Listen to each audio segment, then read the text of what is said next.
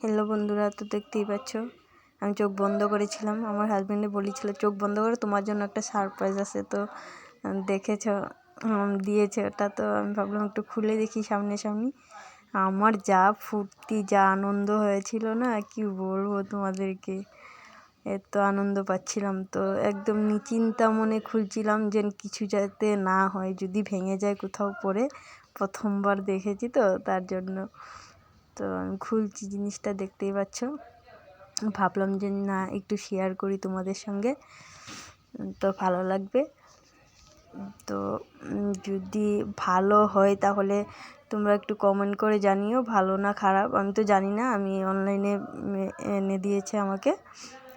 তো একটু ভালোভাবে দেখছিলাম, আমি পারি না, প্রথম খুলছি তো তার জন্য একটু টেনশনে পড়ে গেছিলাম যে যদি কোথাও এক টুকরা ভেঙে পড়ে যায়।